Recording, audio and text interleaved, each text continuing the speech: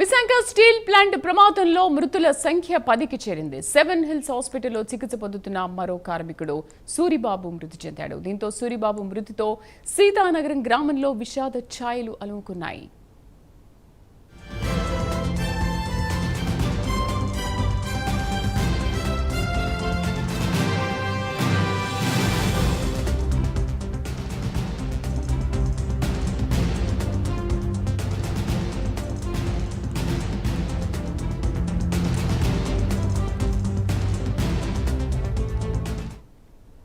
Breaking news చూస్తున్నాం. Visakha steel plant ప్రమాదంలో మృతుల సంఖ్య 10కి చేరింది. 7 హిల్స్ హాస్పిటల్లో చికిత్స పొందుతూ మరో కార్మికుడు సూరిబాబు మృతి చెందాడు. దీంతో సూరిబాబు మృతితో సీతానగరం గ్రామంలో విషాద ఛాయలు అలుముకున్నాయి. మరింత సమాచారాన్ని మా అసోసియేట్ ఎడిటర్ వాసు అందిస్తారు. వాసు,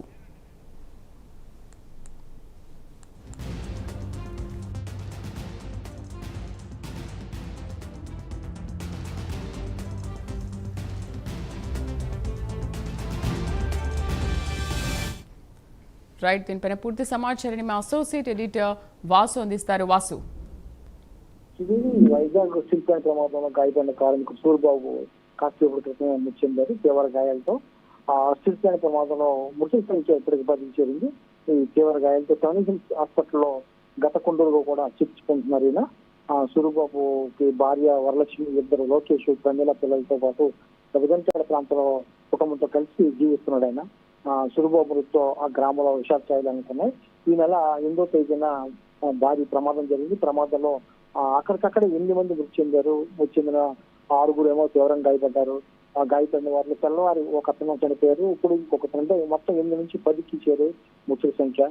మిగిలిన వారు వేరే రెండు ప్రైవేట్ ఆసుపత్రులు చికిత్స పొందుతున్నప్పుడు కూడా ఒకరిద్దరి పరిస్థితి కూడా విషమంగా ఉంది. ఎందుకంటే తీవ్ర స్థాయిలో అక్కడ 1560 డిగ్రీలు మొత్తం వేడిలో పనిచేయడం వల్ల చాలా మొత్తం కూడా పూర్తి స్థాయి 90%, 80%, 70% మొత్తం కాలిపోయి చికిత్స పొందే పరిస్థితి ఏర్పడుతుంది. ఈ నేపథ్యంలో ఇవాళ ఆయన చికిత్స పొంది సూరిబాబు మృతి చెందారు.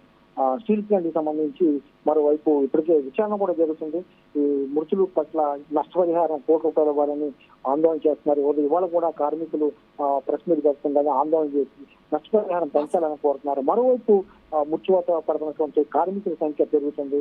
ఇదేందుకు కూడా ఈ సంఘటన చాలా తీవ్ర కలవరం అయిపోయింది. ఎందుకంటే ఒకవైపు విచారణ జరుగుతుంది, మరోవైపు కార్మికులు మృత్యువాత పడుతున్నారు, మరోవైపు కార్మికులు ఆందోళన చేస్తున్నారు. మొత్తానికి సూరిబాబు మృతి పట్ల అయితే స్టీల్ ప్లాంట్ లో విషాదం నెలకొందని చెప్పచ్చు. మరి ఏంటి మృతుల సంఖ్య ఇంకా పెరగకుండా ఎటువంటి వైద్యం అందిస్తున్నారు? ఇప్పుడు సూరిబాబు మృతి చెందిన నేపథ్యంలో ఎటువంటి మెరుగైన వైద్యం అందిస్తున్నారు?